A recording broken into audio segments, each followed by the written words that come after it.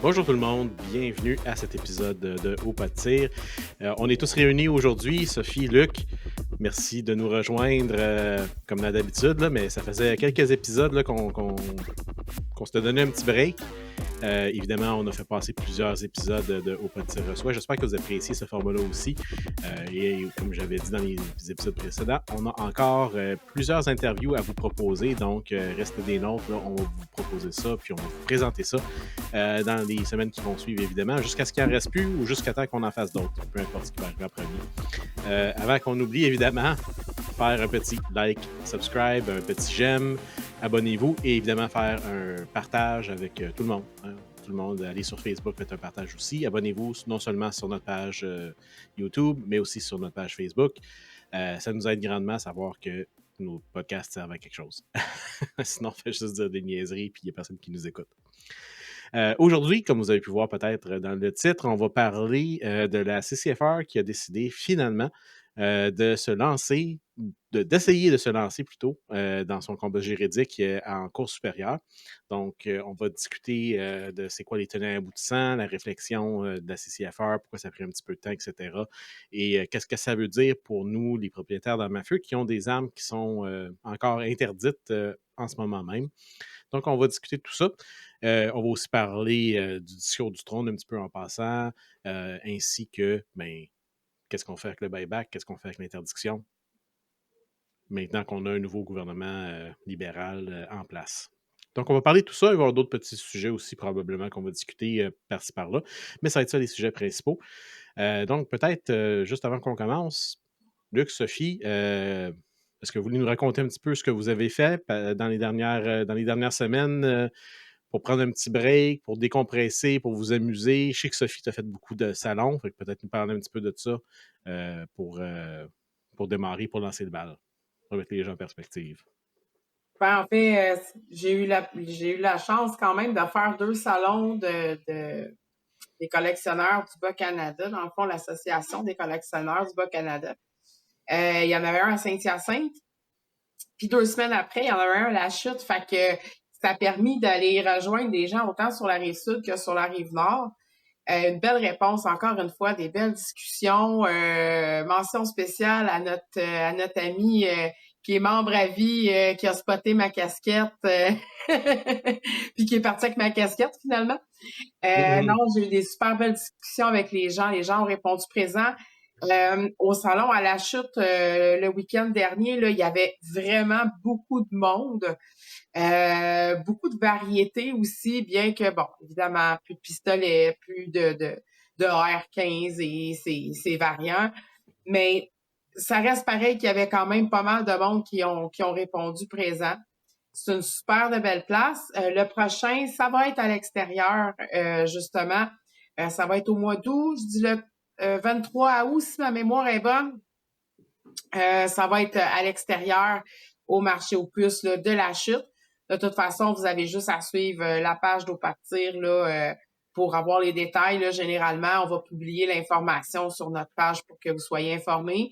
N'hésitez pas à partager aussi ce genre d'événements-là qu'on publie sur nos pages respectives parce que ça attire des gens. Il y a beaucoup de gens. À chaque fois qu'il y a des salons, je mets des photos puis les gens font « Ah, j'étais pas au courant ». Fait que si notre communauté partageait de plus en plus ce genre d'informations-là, ben, on viendra aller chercher plus de gens. C'est important de continuer de participer. C'est très peu coûteux, là, l'entrée. On parle de 12 fait que ça fait une belle journée. C'est de 9h30 habituellement jusqu'à 15h.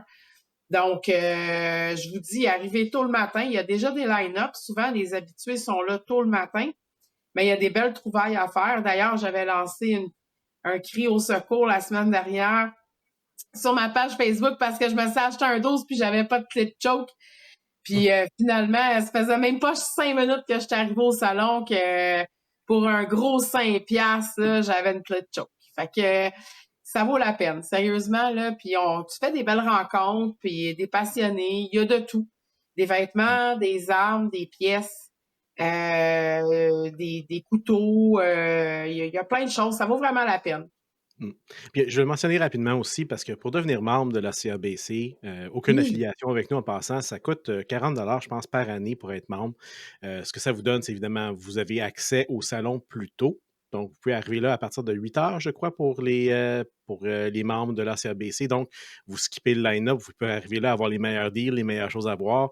Il y a moins de monde dans les allées, fait que c'est un petit peu plus agréable pour passer. Vous pouvez aussi avoir des discussions avec les gens un petit peu plus, comment dire, sans déranger, sans avoir l'impression que vous les dérangez parce qu'il y a moins de monde.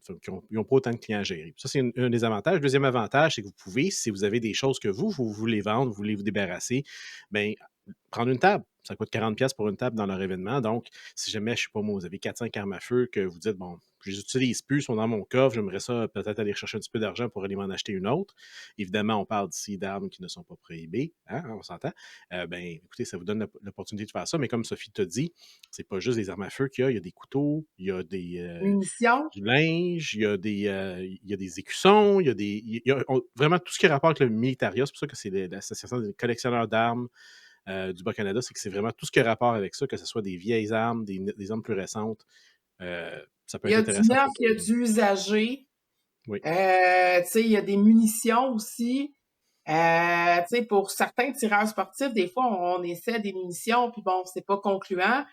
Fait qu'il nous reste, je vais dire, des petits restants de boîte. Tu sais, des fois, tu as pris 5, 6 cartouches, puis finalement, ben, tu mets ça de côté. Ben, Vous tu avez sais, 5000 douilles vides qui traînent chez vous que vous n'utilisez pas. Hein? Ou, tu sais, exact. Il y en a qui vos, cherchent ça. vos- vos douilles de 3006, de 303 British, de peu importe c'est quoi que vous avez qui traînent, au lieu de les laisser au range puis les pitcher aux poubelles, ramenez-les puis revendez-les dans le salon si vous voulez. Ça peut être une option. Les gens achètent ça Ça pour peut faire leur être propre racheminement. des outils que vous avez en trop, tu sais, ou des choses, tu sais, que vous avez en double puis en triple ou bon. Fait que peu importe, il y a plein de possibilités, mais nonobstant tout ça, c'est des très beaux salons, c'est des salons qui sont quand même de façon périodique. Fait qu'il y a la possibilité, tu sais, d'une fois à l'autre, là, il n'y a jamais les mêmes affaires. Fait que les tables sont disposées de façon différente. Fait que t'as l'impression de redécouvrir le salon à chaque fois, là, de toute façon. Exactement. Ben, écoute, on a fait une belle pub pour eux autres. C'était pas prévu en passant, ça a juste tombé que je me suis dit, tant qu'à en parler, aussi Ben, bien. j'espère que Pierre, il nous écoute parce que Pierre Peut-être. travaille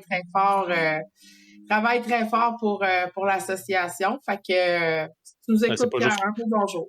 C'est pas juste lui, là, tu sais, je veux dire, il y a aussi Ah Mme non, Aymon, Agathe Aymon, il y a toute son équipe dans le fond, puis il y a des équipes de l'équipe qui est en bénévoles pour la arrière, sécurité, puis écoutez, ils sont vraiment une belle gang, fait que sont ça super vaut la peine d'y aller. sympathiques. Sont Mm, super sympathiques en plus, ouverts à plein d'idées puis tout ça. Fait que c'est ça. excellent. Écoute, on va transiger. Premier sujet, discours du trône. Je ne sais pas si vous avez pris le temps d'écouter ça. Moi, je vais tout de suite donner mon opinion. Moi, j'ai trouvé ça très intéressant ou très drôle. Je suis sarcastique, évidemment. Que M. Carney, notre premier ministre, a décidé pour faire un doigt d'honneur à M. Donald Trump pour montrer que le Canada est un pays souverain. Ben, il a fait venir le souverain d'un autre pays pour donner le discours du trône dans notre pays. Petit commentaire comme ça, je dis ça de même. Mais peu importe. Le roi est venu donner le discours du trône. Évidemment, ce n'est pas le roi qui écrit le discours, c'est le premier ministre qui l'écrit et le roi qui le lit. Mais on va se focuser spécifiquement sur la section qui nous intéresse, dans le fond, c'est la sécurité publique. Je vais lire le passage traduit de l'anglais juste pour que les gens qui n'auraient peut-être pas écouté le discours dans son intégralité ou qui n'auraient pas entendu ce qui a été dit, bien, je vais le lire en français. Et après ça, on peut en discuter quelques minutes juste pour savoir c'est quoi vos pensées, vos opinions, qu'est-ce que ça veut dire pour nous, est-ce que ça change quelque chose, etc. Je vous lance la question, mais avant, je vais vous lire ça. Donc, je lis. Le gouvernement remplira son devoir de protéger les Canadiens et leurs droits souverains, peu importe d'où proviennent les menaces, qu'elles soient internes ou externes. Pour assurer la sécurité des communautés, le gouvernement embauchera 1000 agents supplémentaires de la GRC. Il modifiera le régime de permis d'armes à feu et renforcera l'application des lois sur les signaux d'alerte jaune et rouge. Là, ça, c'est peut-être une mauvaise traduction. Excusez-moi, je vais passer ça dans Google Translate. Les permis d'armes seront révoqués pour les personnes reconnues coupables de violences conjugales ou visées par des ordonnances de protection grâce au déploiement des scanners, de drones et d'hélicoptères et au personnel supplémentaire. Le gouvernement freinera l'entrée illégale d'armes à feu et de drogue à la frontière. Ces mesures seront prises tout en protégeant les droits, je répète, tout en protégeant les droits des propriétaires d'armes respectueux des lois et les traditions de chasse ancestrale des peuples autochtones. Les quoi? Des droits. OK. Non, je voulais juste être sûr que j'avais bien entendu. Pas Et des privilèges. des droits. Et ça, avant que vous dites, c'est une mauvaise traduction, it will take these steps while protecting the rights of law-abiding gun owners and indigenous people's long-standing hunting traditions. Donc, les droits en français et en anglais. Donc, c'est pas Google là, qui vous induit en erreur. C'est vraiment ce qui a été dit et ce qui a été lu et ce qui a été écrit. Donc, Sophie, je te lance la balle en premier. Commentaire sur ce qui a été dit dans son intégralité ou sur une partie, comme tu veux. À toi la parole. Ben, je m'interroge sur le poids que ça peut faire que ce soit le roi qui ait donné le discours. Là. Ben, franchement, là, peu importe ça a été qui. Comme tu dis, ce qui est important, c'est que c'est pas le roi qui l'a écrit, le discours. C'est pas lui qui a inventé ces mots-là puis qui a décidé, à moins qu'il ait changé des choses puis qu'on ne soit pas au courant. Mais le fait qu'il vienne parler, justement, de droit pour les propriétaires d'armes à feu puis les personnes autochtones, c'est déjà... Tu sais, c'est niaiseux, mais on va s'accrocher à des petites victoires, à quelque chose qui est positif, de un. C'est sûr qu'on en parlait un peu, puis tu avais avancé le point, Sadi, avant de rentrer là, dans l'enregistrement. Ça vient pas enlever, par exemple, le fait qu'il y aura peut-être ou pas, ou qu'ils vont pas avancer ce dossier-là. Mais je pense que on a peut-être un gouvernement qui prend une position peut-être un peu plus logique. Est-ce qu'elle va être complètement logique? Permettez-moi d'en douter, ça reste quand même le Parti libéral. Mais est-ce qu'on va être plus concentré sur le vrai du problème? Encore une fois, tu sais, c'est d'arrêter d'être dans la morale puis d'être dans le factuel. Les statistiques, les faits, les chiffres le prouvent que de s'attaquer aux propriétaires d'armes légales, ça ne donne absolument rien. Je comprends que, moralement parlant, on a un certain groupe qui aimerait voir toute cette catégorie de citoyens être dépossédés de leurs biens, mais je pense qu'on a un gouvernement qui fait appel peut-être un peu plus à un certain contrôle, par une certaine retenue par rapport à ça. Parce que, inévitablement, au niveau des élections, ça l'a fait très mal. Et M. Carney vise que s'il sera à sa fin de son mandat puis qu'il y a une autre élection, il veut vraiment aller chercher la majorité sans avoir l'appui des autres partis. Fait qu'il n'y a pas le choix de séduire la classe qui fait principalement mal puis qui vote conservateur, c'est les propriétaires d'armes légales. Fait que tout ça est aussi un jeu politique. Faites attention pour pas vous mettre le pied dans le piège à ours. Très bien dit, parce que, comme tu as dit, Sophie, c'est des libéraux, c'est des politiciens. On l'a entendu aussi ça très souvent. On respecte les droits des propriétaires d'armes à feu légales, les chasseurs, les tireurs sportifs. Jusqu'à ce qu'ils nous sacrent ça à grands coups d'amendement dans la gorge. Ah ben, ils nous sacraient ça à grands coups d'amendement dans la gorge, comme tu le dis, tout en nous disant qu'ils nous respectaient, ce qui est tout à fait faux. Donc, j'ai une réflexion là-dessus, mais avant de sortir la mienne, je vais te laisser parler, Luc. Vas-y. Honnêtement, j'ai pas grand-chose à dire là-dessus, parce que j'ai pas vraiment beaucoup suivi ça.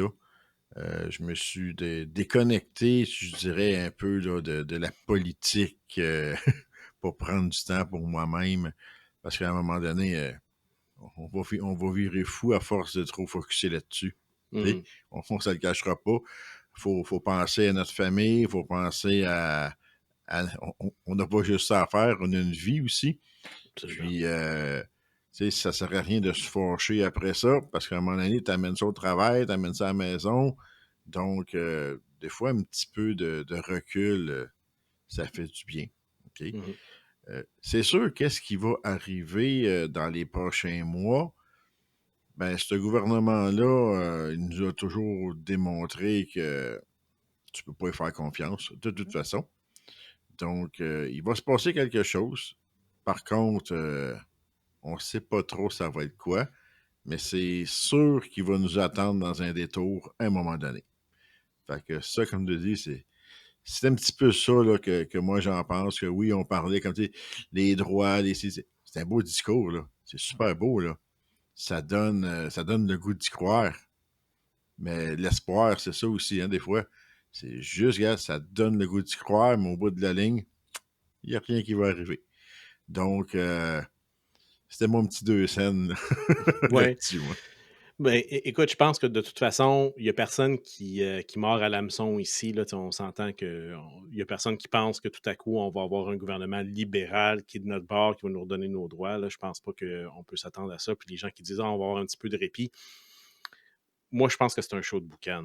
Moi, je pense que c'est là, ils vont commencer à investir dans la sécurité publique ou à la limite, là, si ça serait le plan si moi je serais à la place de Mark Carney et que je penserais comme ça, ben, ça serait justement là, on arrête de taper sur leur tête, on leur a banni plein d'affaires. J'ai pas l'argent pour acheter leur gun tout de suite. Mais je vais investir un petit peu d'argent dans la sécurité publique. Je vais faire en sorte que ça fonctionne, que là, tout à coup, le crime redescend un petit peu. Et là, on va dire, ben, vous voyez, on a banni des armes à feu. Et là, ça fonctionne. Ça a juste pris un petit peu de temps avant que ça fonctionne. Il fallait les enlever de la rue. Fait que là, Faut ça va pas être. oublier, faut pas oublier que M. Carney, là, il y a son ami Donald Trump aussi là, à mettre dans sa petite poche en arrière. Fait que ça aussi, ça l'a aussi joué dans la balance, en fait, parce que ça, pourquoi la majorité des gens ont décidé de voter pour Carney, c'était aussi la guerre tarifaire puis ce qui se passait avec Donald Trump. La Fait que menace Donald les Trump. menaces, c'est ça exactement. Donc, mais tu sais, est-ce qu'encore une fois, comme la majorité des politiques libérales qu'on a vues être tellement majestueuses et prometteuses qui ne se sont pas avérées ou qui ont été 100 fois plus coûteuses que ce qui aurait dû l'être au départ, est-ce que c'est pas encore dans le bien paraître? Tu sais, j'ai hâte de voir que les bottines suivent les babines. Ça, c'est. Ben, faut le dire, hein. Le discours que je vous ai lu, ou la section du discours que je vous ai lu, dit pas grand-chose et en même temps.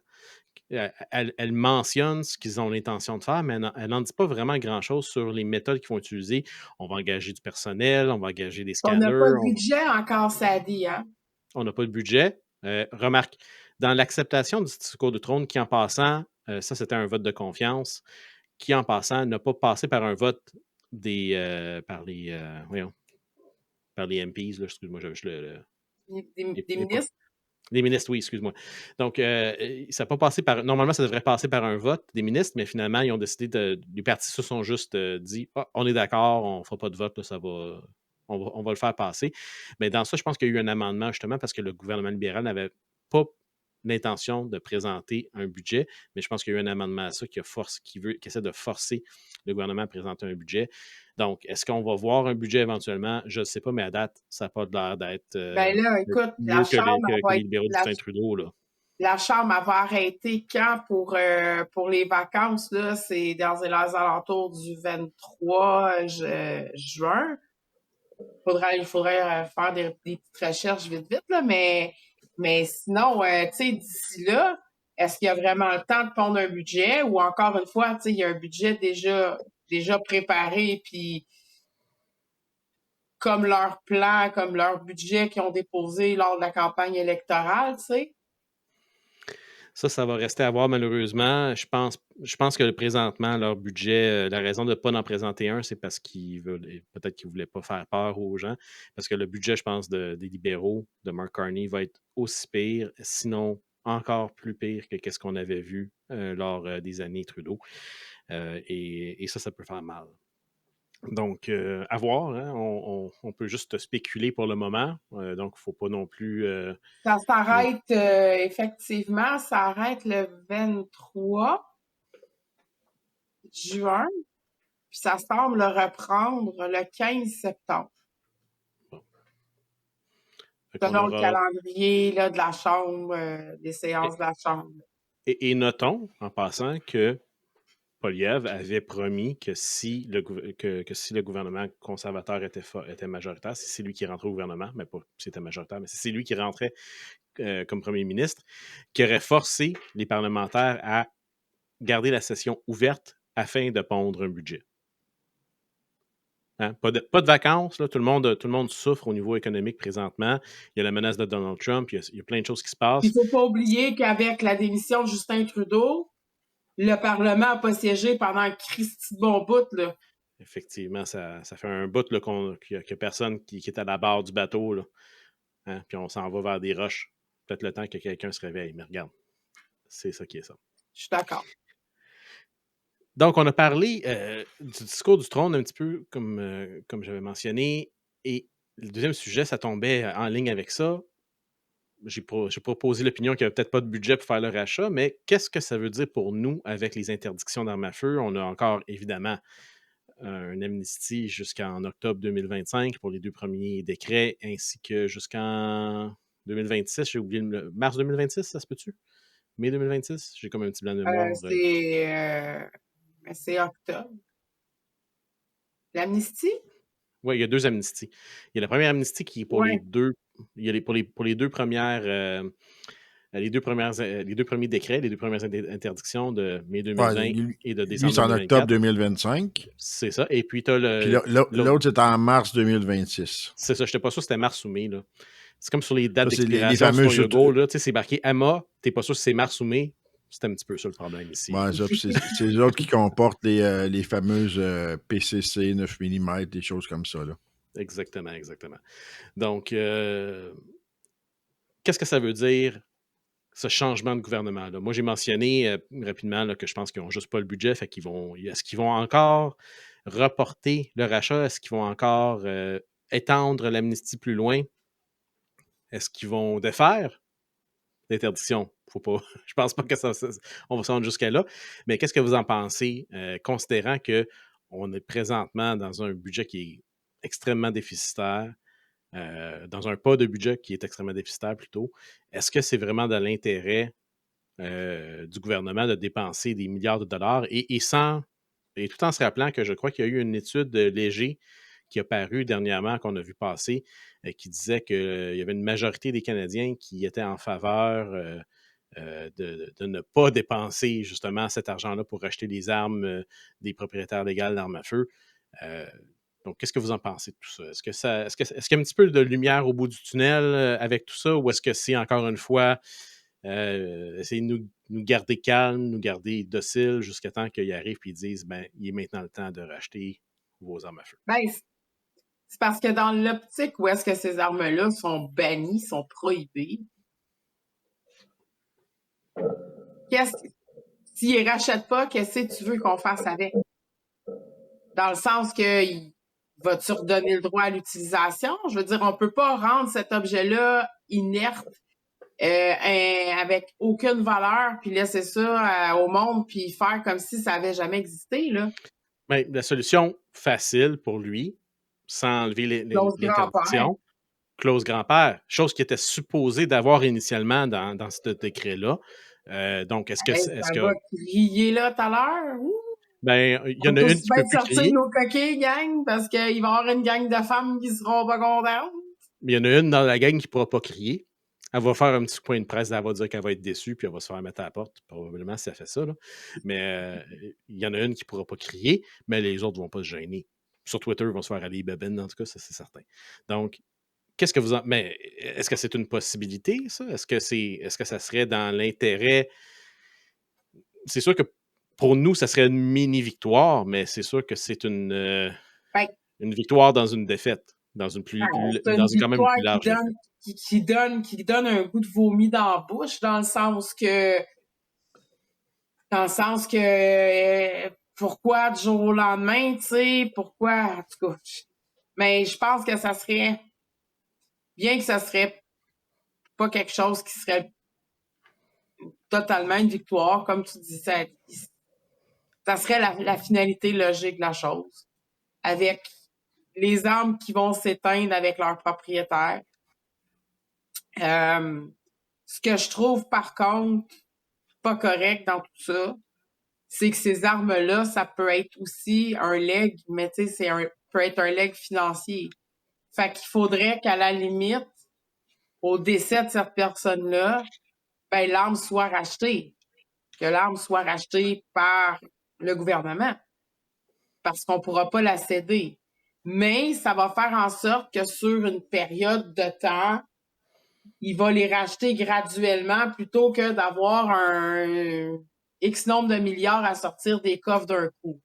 C'est Mais certain. c'est sûr qu'il va falloir qu'il y ait quelque chose à tout ça parce que si la personne meurt, cette arme-là ne devient pas nécessairement sans valeur.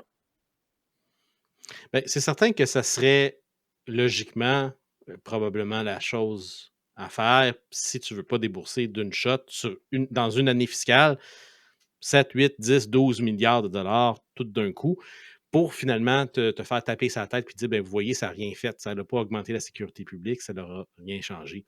Donc, c'est sûr que ça peut être une opportunité pour eux de changer un petit peu la façon qu'ils voulaient procéder avec le rachat. Sauf que ça ouvre la porte, par exemple, à C21 avec l'interdiction des transferts d'armes de poing. Ben, on est dans le même problème ici. Il n'y a pas de programme de rachat pour C21. Donc, qu'est-ce qui arrive si une personne décède avec des armes de poing? Le gouvernement arrive, les prend, puis vous n'avez pas une scène. Donc, pourquoi est-ce que les armes prohibées d'un côté, eux, on aurait le droit d'avoir de l'argent, tandis que nos armes qui ont juste, on n'a pas le droit de transfert? Ben, c'est ça Eux, qui est on ne sera pas exactement le combat de dédommagés. la CFR aussi, c'est de Absolument. faire comprendre aux instances de justice que ça n'a pas de sens logique, que statistiquement parlant, on représente pas de danger, mais qu'on vient de se faire déposséder d'un bien, qu'on vient, tu sais, dans le fond, c'est comme une saisie, là, ça n'a aucun rapport avec, tu sais, ça vaut plus rien, là. Mhm. À la fin de ma vie, je les amènerai pas avec moi, mais j'aimerais bien ça que mon enfant puisse en hériter, puis à tout de moins, si c'est pas possible, parce que, bon, c'est des clauses grand-père, puis on sait ce que ça fait une clause grand-père, ben à la limite, que l'argent soit versé à ma succession, mais que ce bien-là soit remboursé à sa juste valeur, parce que Mhm. ça fait aucun sens. On sait très bien, là, on en connaît tout plein, là, des propriétaires d'armes légales qui ont des valeurs d'armes. Tu sais, un Desert Eagle, là, ça vaut combien? Là? Ça vaut pas 200$. Tu sais? Mm. Fait que faut que Ben, les propriétaires... Puis ça, c'est une décision gouvernementale. Puis, je veux dire, ces biens-là, ils ont été achetés légalement au moment où est-ce qu'ils étaient légaux. C'est ce même gouvernement-là qui les a rendus illégaux. À ce moment-là, c'est une expropriation de mon bien. T'as pas le choix, tu dois me dédommager de ça. Puis à la juste valeur de ce dédommagement-là, là. Puis il faut qu'il y ait des experts qui se penchent là-dessus. Parce que ça peut facilement faire jurisprudence. Sinon, là, on appelle ça un vol. Tu me dépossèdes de malheureusement, mon bien sans mon autorisation, puis tu me dédommages pas pour. C'est un vol. malheureusement, je pense que pour la majorité des gens qui ont des armes et qui sont dans cette situation-là, l'effort juridique de faire cet exercice-là, si on veut, va coûter tellement d'argent dans une période où est-ce que tu n'as vraiment pas la tête à ça, que ça va prendre un cas spécial, un cas type, où est-ce que la personne n'a pas une ou deux armes à feu qui vaut 2 000 à 3 000 $ parce que ça ne vaudra pas la peine. Ça va prendre une personne qui a une collection d'armes dont il y a une certaine quantité importante qui a été prohibée ou qui va être confisquée à son décès et qui va faire en sorte que la succession va dire Hey, j'ai pour 200 000 $ de gun que vous allez me prendre puis que je ne verrai pas la couleur de cet argent-là. Ça peut valoir la peine de dire je vais aller chercher un avocat Ça puis je pourrait être vais dépenser de aussi, l'argent. ça pourrait être aussi d'essayer d'avoir accès à ce genre d'informations-là pour être en mesure de mettre sur pied un recours collectif. Ça peut être quelque Potentiellement, chose qui est mais c'est parce potentiel. que le problème, c'est qu'il faudrait que ce recours collectif-là soit fait. Mais est-ce qu'il faudrait ou là, je pose la question plutôt. Est-ce qu'il faudrait qu'il soit fait avec les gens qui sont décédés, qui sont dans cette situation-là? Il faut La qu'il y ait une masse succession. critique. Ben, c'est ça, mais le problème est là. C'est que, tu sais, moi, est-ce que je pourrais rentrer en tant qu'individu, ce recours collectif-là? J'ai des armes qui sont prohibées. Est-ce que je peux entrer maintenant dans ce recours collectif-là en disant, ben, si moi je meurs demain, ben, ça Ben, pourrait ça arriver, là, pourrait. demain. Ça Donc, pourrait. c'est. C'est sûr que, tu sais, il faudrait que ça soit étudié par un juriste, mais rendu là, je verrais pas pourquoi on pourrait pas inclure toutes les sphères des personnes qui sont touchées par ce genre d'injustice-là, tout simplement, parce que si tu fais un recours collectif, c'est que clairement, il y a une injustice. Puis la situation que vivent les propriétaires d'armes légales depuis fort longtemps, c'est un amoncellement d'injustice. C'est d'être pointé du doigt injustement, d'être même au niveau de la réputation, tu sais, d'être sali parce que on passe pour ceux qui créent cette violence-là, alors que c'est On est les complètement boucs faux. émissaires. On est les boucs émissaires. Exactement, on est les boucs émissaires dans tout ça, tu sais. Fait que, comme je disais tantôt, c'est d'arrêter de se baser sur la morale ou sur l'émotion, puis de se baser sur les vrais faits, parce que pendant ce temps-là, la belle, le beau petit, comment t'appelles ça, speech que fait Polly se souvient en disant si ça peut ne serait-ce que sauver une vie, ben moi je pense qu'au contraire, là, il y en a pas mal plus de perdus avec leur mode leur méthode de travail que si on avait été un petit peu plus à la barre de cette situation-là. Fait que on peut pas espérer toujours faire les choses de la même façon puis espérer des résultats différents. Puis je pense qu'il est temps que les propriétaires d'armes légales, que ce soit par province, que ce soit peu importe, pour le pays au complet, mais il est plus que temps là, qu'on se réalise, puis qu'on se lève debout, puis qu'on fasse valoir, ben oui, je vais réutiliser le mot droit. Parce que on a le droit d'exister, on a le droit à notre sport, on a le droit de pas être pointé du doigt. Tu sais, on va pas pointer du doigt certaines communautés parce que c'est du racisme. On va pas pointer certaines communautés parce que, ben là, c'est de l'islamophobisme ou peu importe, l'homophobie, transphobie, peu importe. Donc, il y a plein de mots en phobie maintenant. Ben, il va falloir qu'on trouve un terme pour les propriétaires d'armes légales. Les armophobies. Ben, tu Je sais, suis à un sûr que moment, si on fait une recherche, il y a un terme pour ça, le faire des armes à feu. Il y a ben, tu toujours sais, un terme pour les phobies. sérieusement, ça s'apparente tellement à ça. Puis c'est tellement basé sur du vent. Puis pendant ce temps-là, c'est la sécurité du public qui en souffre le plus. Fait que c'est ça que les gouvernements puis la société doit faire comme constat, là. Ni plus ni moins. Mais ça, c'est notre job à nous autres d'arrêter de se cacher en arrière de n'importe quelle excuse pour pas parler du fait que on est des propriétaires, fiers propriétaires d'armes légales, là. D'appuyer Je- nos coalitions aussi, hein, c'est important, là, la CCFR, là, je veux dire, la cour, la cour d'appel, là, c'est pas n'importe quoi, là. Sophie, excuse-moi, je t'interromps. Non, c'est bon, vas-y. Je t'ai vu comme la face, j'ai fait comme, ah, il y a de quoi, lui, là. Hoplophobie. Non, non, tu Hoplophobie, l'as trouvé.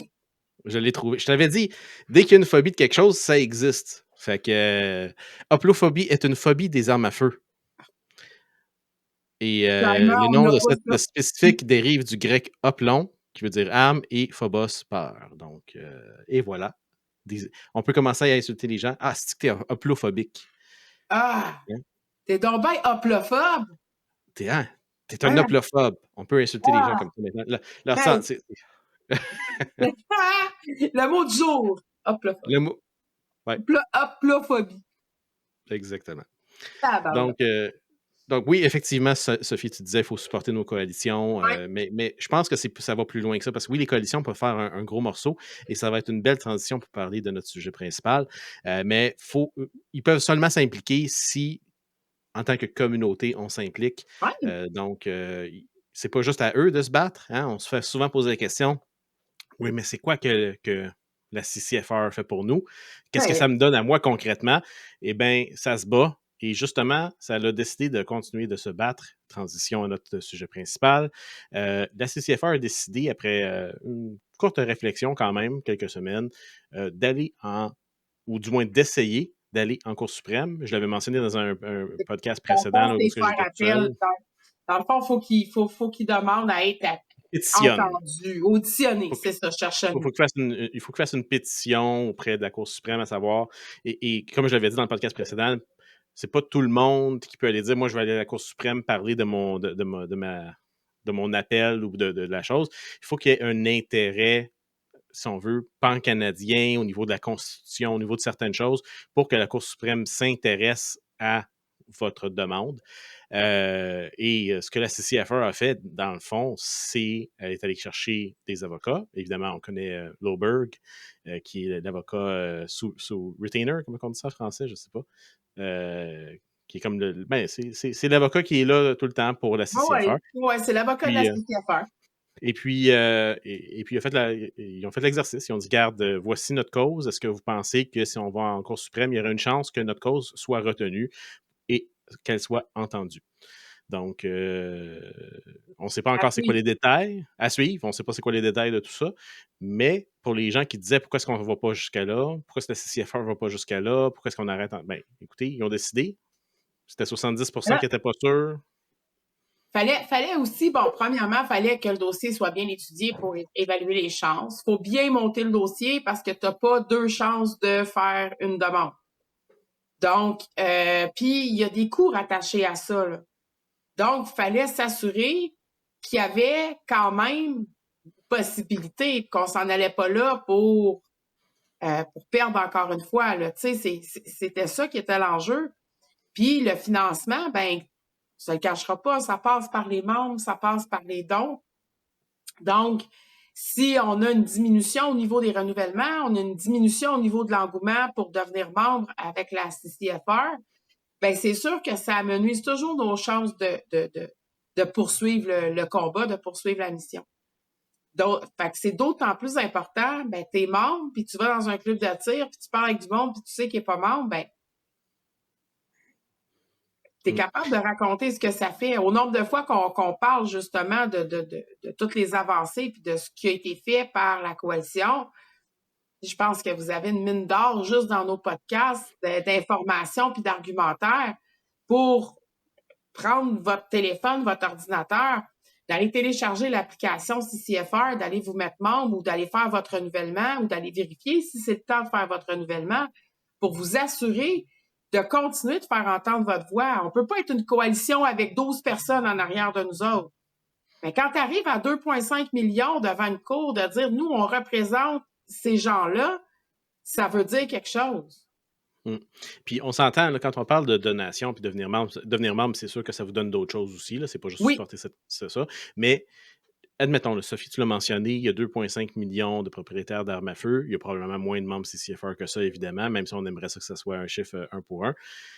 Mais advenant qu'il y a au Canada 100 000 membres de la CCFR, si on donne toute une pièce, c'est 100 000 pour payer les avocats.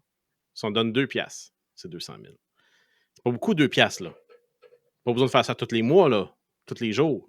Une fois, 2 pièces. J'ai donné 2 pièces. Si on fait tout ça, si on donne toutes 5 pièces, c'est 500 000. Ça va coûter combien aller en appel? Pas aller en appel, aller en Cour suprême, je ne sais pas. Ça a coûté quand même assez cher pour aller en cour d'appel. Et en passant, il y a des beaux vidéos, là, je ne les ai pas, je vais peut-être les linker, peut-être pas, mais vous pouvez le trouver sur Internet. Je pense que justement, il y a notre avocat préféré, Uncle of the Bailey, qui a fait une petite analyse là-dessus, justement, qui parlait de comment est-ce que, justement, le jugement de la Cour d'appel se contredisait lui-même dans sa rationale. En tout cas, il est pas mal mieux que moi ou que nous autres pour à expliquer les technicalités du droit, effectivement. Fait que je vais même pas m'essayer ici, là. Mais c'est quand même un podcast intéressant à nous écouter. Puis il y en a d'autres qui ont fait une petite analyse, sous toute réserve, évidemment, mais le principe reste là quand même. Si on se tient tous ensemble puis qu'on est tous prêts à donner $1, je pense que c'est quand même quelque chose qui est raisonnable à faire, chaque membre qui donnerait $1.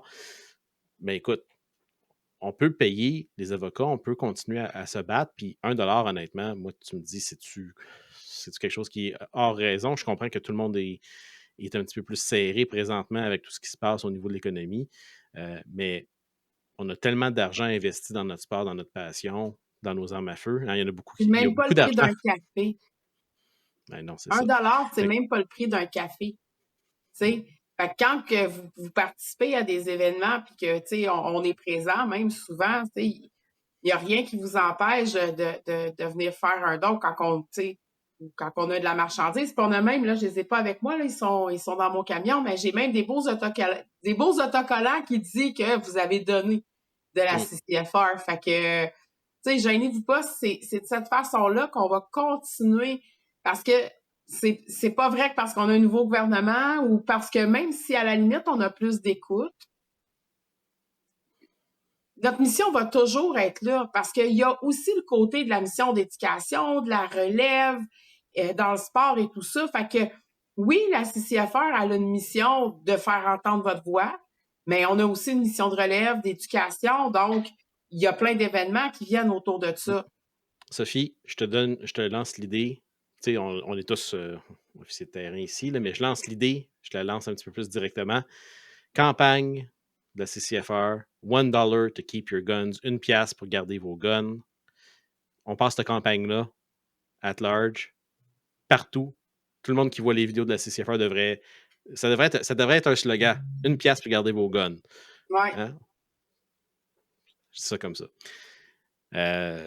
Ça pourrait fonctionner. C'est sûr que il y a des gens souvent qui donnent des dons un petit peu plus gros. Évidemment, on l'entend dans les podcasts, des fois c'est des 500$, des 1000$, des clubs de tir en donnent, les associations de chasse et pêche en Mais donnent. il n'y a Il n'y a pas pas de de mauvais. petits dons. Il n'y a pas de petits dons parce que chaque don peut faire son petit bout de chemin. Tu sais, tu le dis, 100 000 qui donnent $1, 100 000 personnes qui donnent $1 chaque, ça fait 100 000 Mhm. Fait que si tu en as 50 000 qui sont capables de donner $1, puis que tu en as 50 000 qu'eux, ils sont capables de donner 5 tu viens quand même d'aller chercher un mode de financement qui est très noble aussi, parce que comme tu dis, c'est pour sauver. Tu sais, en fait, puis ce qu'on fait, nous, tu sais, on vous parle souvent des événements, tout ça, puis je le répète, hein, on est bénévole. On se présente là bénévolement, c'est notre temps, notre argent, notre, tu sais, bon, samedi, là, vous allez écouter là, ce podcast-là le dimanche, donc pour vous, c'était hier. On va être au Club de Ruisseau Noir là, pour la journée au pâtir de la relève qui est organisée par notre belle amie Vicky, notre belle collègue maintenant qui est agent de terrain avec nous, puis toute la gang ensemble. Mais tu sais, on se déplace pour vous apprendre, pour vous accompagner, pour vous éduquer. Mais tout ça, on le fait avec une passion parce qu'il n'y a pas d'argent associé, mais même pas. Il y a des dépenses associées à ça, souvent, plus souvent qu'autrement. Mais on le fait avec cœur, puis on le fait avec plaisir, puis on le fait pour vous. Fait que si moi, Sadie, Luc, on est capable de se lever à 5 heures du matin pour se présenter dans un club de tir, vous organiser des belles journées, puis faire en sorte qu'on ait une relève, puis qu'on sort en plus de l'argent de nos poches, ben je vous dis pas ça pour vous faire sentir cheap, mais 1$, assis dans ton salon. Ah ouais, donc. Ah ouais, des guédines. Ah ouais, des guédines du Dan. C'est ça pareil. Fait que, tu sais, oui, il y en a qui s'impliquent peut-être à plus de niveaux, comme nous, on le fait dans des salons, dans des événements, dans des podcasts. Puis on comprend qu'il y a des gens qui peuvent moins investir de temps ou moins investir d'argent. Mais, tu sais... Puis il y a des gens qui s'investissent de d'autres façons. Je veux dire, on a parlé Oui. tantôt des bénévoles de la CABC qui font la sécurité pour l'organisation. Ça compte. Ils font partie peut-être pas du combat de la CCFR, mais ils font partie du combat plus large, si on veut, qui est de justement parler de la culture des armes à feu et de la développer, de la maintenir, d'assurer une relève. On a beaucoup de bénévoles pour les matchs des PSC, pour les matchs de Tree Gun, pour les matchs, toutes les compétitions qui sont organisées par les clubs de tir.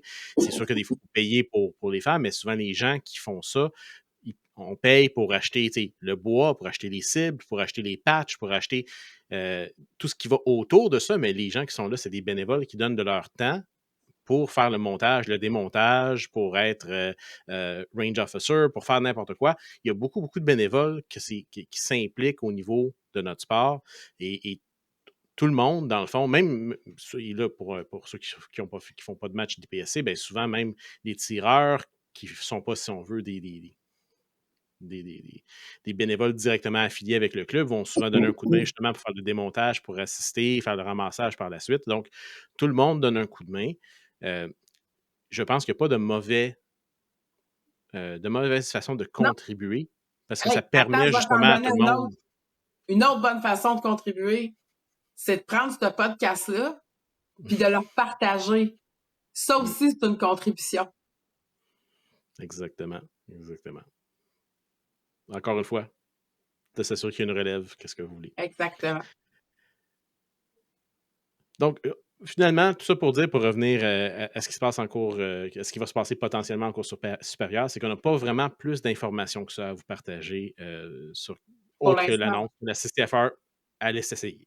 C'est ce qu'on sait. La CCFR va s'essayer. On va suivre le dossier. On va vous informer au fur et à mesure que les informations sortent. Et je veux le mentionner aussi, la CCFR nous a écoutés. Et quand je dis nous, je parle pas juste au pas de tir, je parle du Québec. J'ai vu la dernière infolette passer. Est-ce que vous l'avez vue, Sophie, Luc, de la CCFR? Non? Il y a un beau petit lien sur le top de l'infolettre CCFR. Eh bien, vous pouvez maintenant vous abonner à l'infolettre en français. Donc, c'est un essai qu'ils vont faire. OK. Tu viens d'allumer. C'est pas encore finalisé. C'est sûr qu'il va y avoir des petits problèmes. J'ai travaillé un petit peu avec eux autres pour essayer de... On a assez chialé! C'est ça. Donc, ils nous ont écoutés.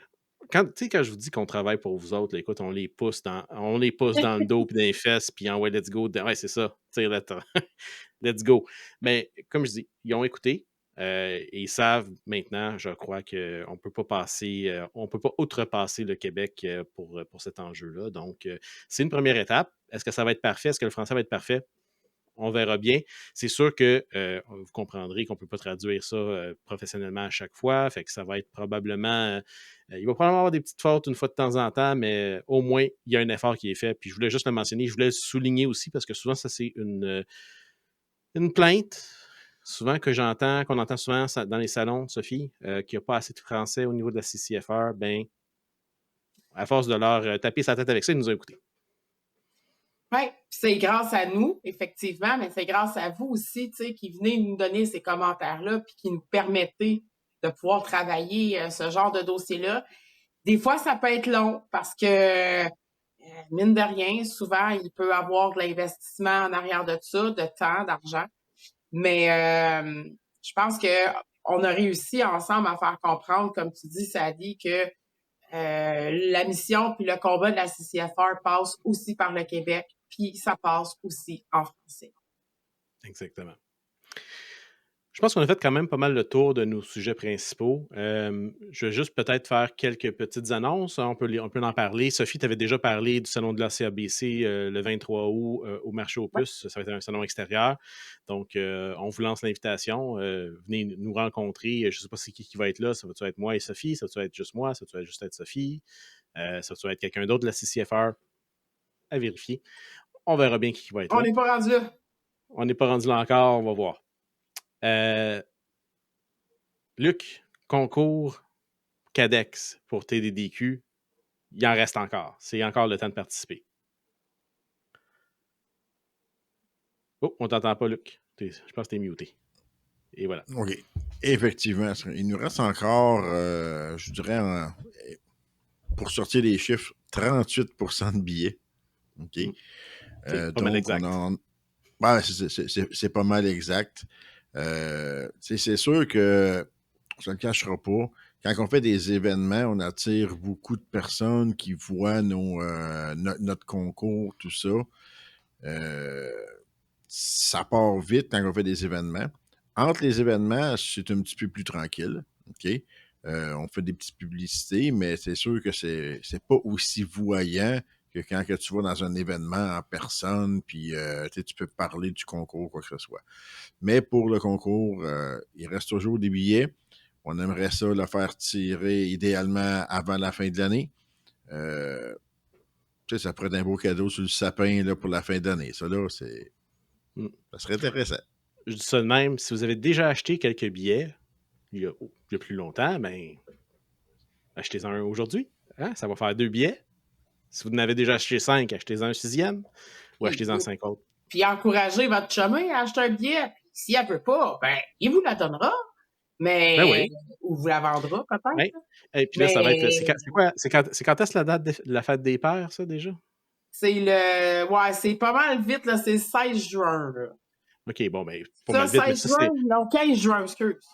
15 juin. Bon, ben, Ouais. le podcast va paraître avant, fait qu'on est correct. Ben, tu sais, mettons que votre conjointe voudrait vous acheter une arme à feu, ben, elle peut pas parce qu'elle n'a pas de permis, ben, elle peut vous acheter un autocollant qui vous donne la chance de potentiellement gagner une arme à feu. Fait que c'est sûr que ça serait peut-être un petit cadeau là, comme ça rapide là, pour la fête des pères. Ou, je dis ça comme ça, il y a la fête des mères aussi, c'est déjà passé malheureusement, mais il y a vos conjointes aussi. Là, fait que, trouvez-vous une autre fête, il y a la Saint-Jean qui s'en vient, il y a la fête du Ben Canada.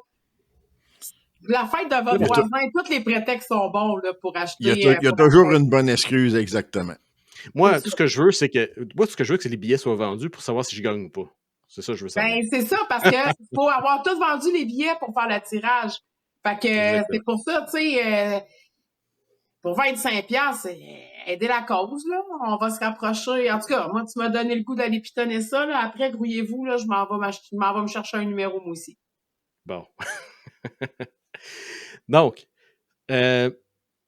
pendant que tu nous parles de ça, Sophie, de pitonner la chose, tu nous parlais tantôt du Women's Range Day au Club de tir Labelle. Oui, le 14 juin prochain, au Club de tir de Labelle, c'est une journée de tir entre filles, entre femmes.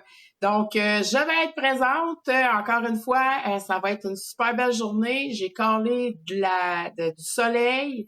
J'ai calé pas trop de vent, mais pas trop chaud. Parce que le vent, ça fait dévier les balles des fois, tu sais.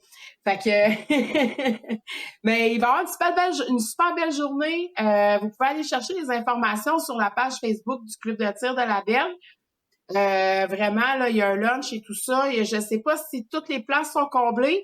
Je le sais que même si ça a l'air loin, ça se remplit vite.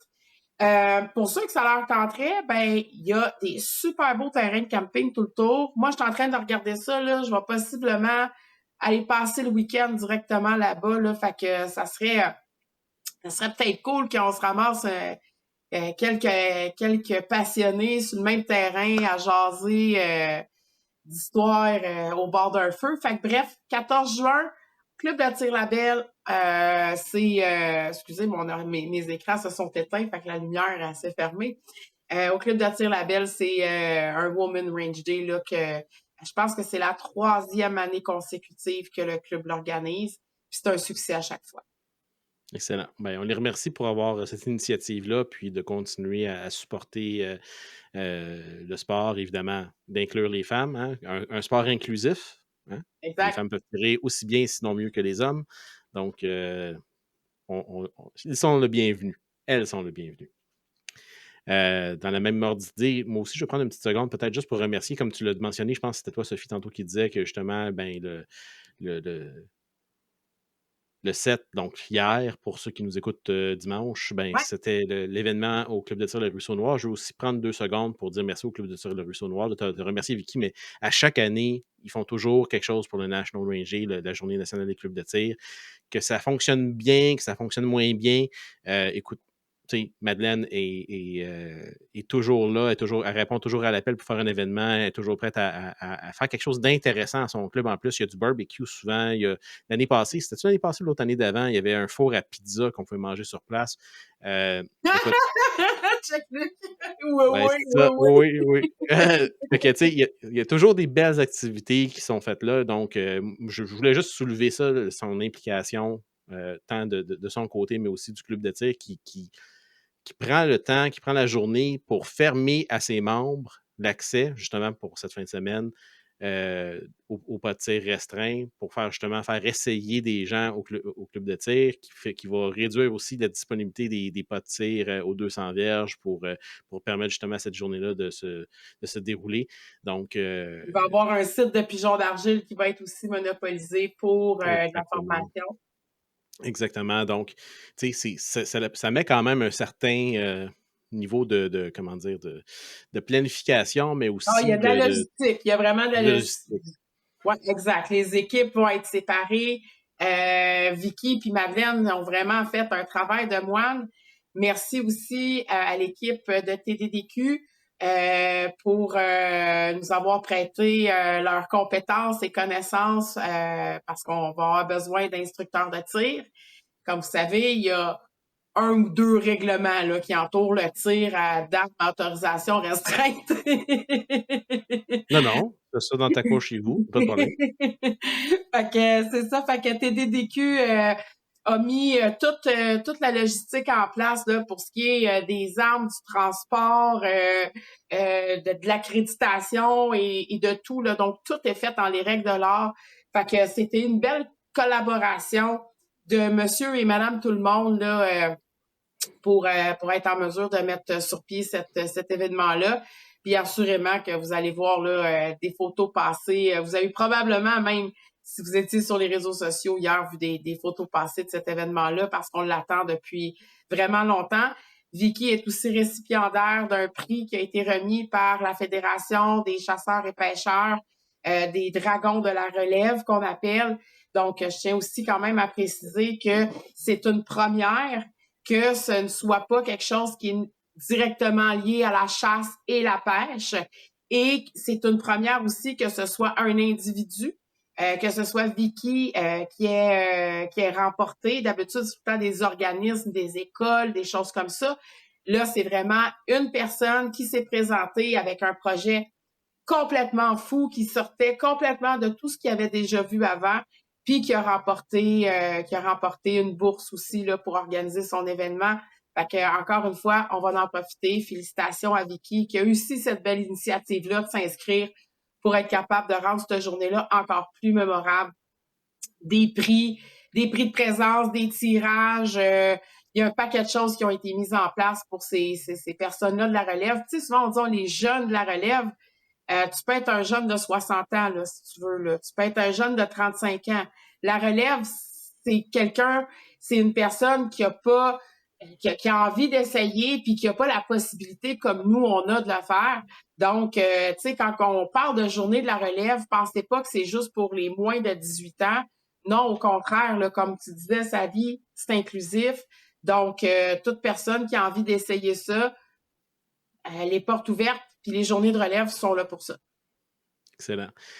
Dernier petit message, on va lancer une petite fleur, une petite flèche, si on veut, pour notre ami Ben qui nous supporte justement dans nos activités, que ce soit au niveau des tireurs dynamiques du Québec ou lorsqu'on fait des événements comme ça. Il est toujours présent, il vient toujours donner un coup de main. C'est une bonne ressource aussi, une très bonne personne. Il est toujours prêt à aider quelqu'un. Donc, quand je pose une question sur quelque chose, là, il est le premier à m'envoyer un petit message en privé pour me dire t'as-tu essayé ça, t'as-tu checké ça? Donc, il nous a posé une question. J'ai dit on peut-tu le mettre sur l'eau pas tir? Je me suis fait dire que oui. Donc, évidemment, le corps des cadets 26-37 de Falaise-Anjou fait un moitié-moitié. Donc, vous savez c'est quoi un moitié-moitié, je ne vous décrirai pas c'est quoi. Je vais mettre le lien dans la description si jamais ça vous tente. Ce qui est à toi est à moi, ce qui est à moi est à moi, c'est ça? C'est ça. Bien. Quelque chose dans le genre. Donc, ils font une levée de fonds pour les cadets, dans le fond. Et puis, c'est un concours moitié-moitié. Donc, c'est en ligne. Vous pouvez aller acheter des petits billets là-dessus. C'est pas trop cher. Je pense que c'est quoi? C'était 1 pour 5 $, ça se peut-tu? Donc, je pense que je l'ai acheté 10 pour 20, quelque chose de même. OK, bon, ben, écoutez, si vous avez quelques piastres, comme on parlait tantôt, pour supporter justement ça, moi, je trouve que c'est une belle initiative, les cadets, justement, pour les jeunes. Ça permet aux jeunes d'aller chercher des habilités, de développer leurs connaissances. Ça garde peut-être justement aussi des jeunes qui sont peut-être plus à risque hors de ce milieu-là, qui pourraient être plus à risque, puis leur donne, si on veut, confiance en soi. Je pense que c'est une belle initiative. malheureusement, qui souvent peut-être...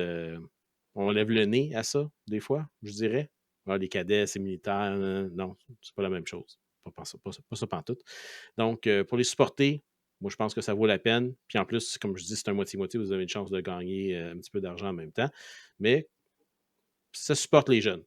C'est ça l'important ici. Faites pas ça parce que ça vous tente de gagner un 300-400$. Là.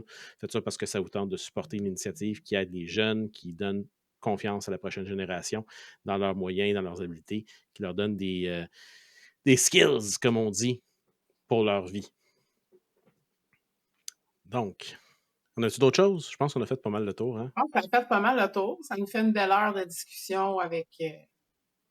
Toi, Sophie, qui avait peur qu'on n'allait pas savoir ouais, de quoi je trouvais ça tranquille. Tu sais, des fois, c'est ça, on a l'impression que ça bouge moins et qu'on a moins de sujets, mais finalement, regarde ce que ça donne. Ramasse 3 passionnés, mets ça ensemble, puis là, c'est parce qu'en plus, on est en nombre, parce que sinon, ça pourrait chirer bien plus que ça, là, on le sait.